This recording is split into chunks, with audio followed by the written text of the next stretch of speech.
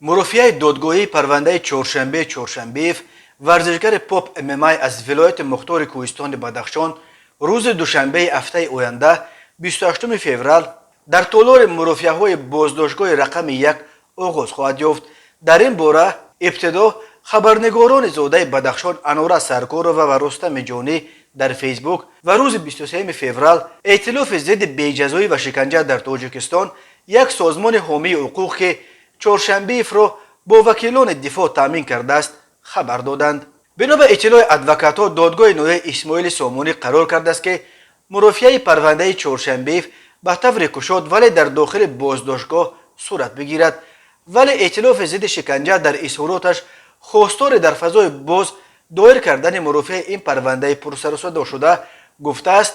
برگزاری مرافعه در داخل بازداشتگاه در راه دسترسی آزادانه اهل جامعه و خبرنگاران را دچار مشکل گردانده خلاف یکی از کفالت‌های اساسی دسترسی به حقوق به عدالت دادگاهی است. دو هفته پیش منابع نزدیک به تحقیق پرونده چهارشنبه خبر دادند که تفتیش پیشکی این پرونده پرسر و صدا الکی به انجام رسانیده شده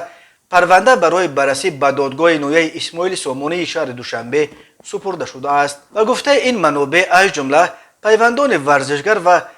مسئولان ائتلاف ضد شکنجه که ادوکات‌های امین سازمان از حقوق چهارشنبه حمایت می‌کنند تفتیشات اتهام برانگیختن کینه و عداوت ملی و محلگرایی را از عیبنامه ضد چهارشنبه برداشته است و حال ورزشگر تنها به دعوت‌های عمومی و به تغییر دادن ساخت کنستیتوسیونی تاجیکستان عیبدار می‌شود. خود چهارشنبه و نزدیکانش این اتهام را رد می‌کنند. بر اساس ماده 307 کودکس جنایتی تاجیکستان به ورزشگر از 8 تا 15 سال زندان تهدید می‌کند. در کردارهای چهارشنبه آن علامت‌های جنایت جای ندارند که به برانگیختن خصومت نژادی، ملی، منطقوی، دینی، پس زدن شأن و اعتبار نژادی یا منطقوی آورده رسانیده باشد. از این رو ماده 189 از پرونده او برداشته شد. گفته بود یک منبع آگاه از پرونده برای جای آزادی به قول او پرونده چهارشنبه اساساً در پایه ویدیو است که او در آن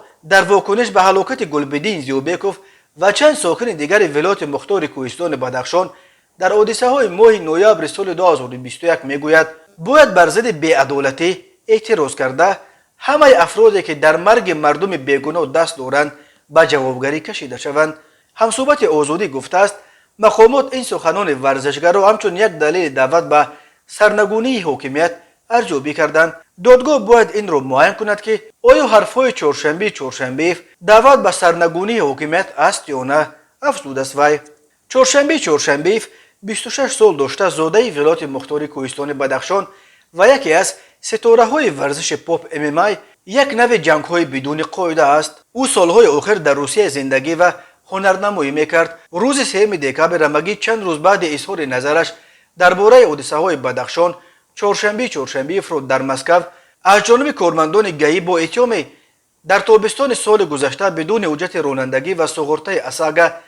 با سرعت بلند راندن ماشین بازداشت شد. دادگاه نوع استانکنا بلافاصله حکم اخراج او را برآورد و چهارشنبه را الکی روز 3 دکمبر به دوشنبه فرستادند. مقامات تاجیکستان بعد چند ساعت خبر دادند که او را راست در فرودگاه دوشنبه دستگیر و به برانگیختن و کینه و عداوت و دعوت به تغییر ساخت دولتداری عیبدار کردند، ولی او این اتهام را رد کرده است و گفته است من یگان مقصد دعوت به غصب به زوری حکومت نداشتم، من تنها به جوابگری کشاندن گناهکاران را طلب کرده بودم.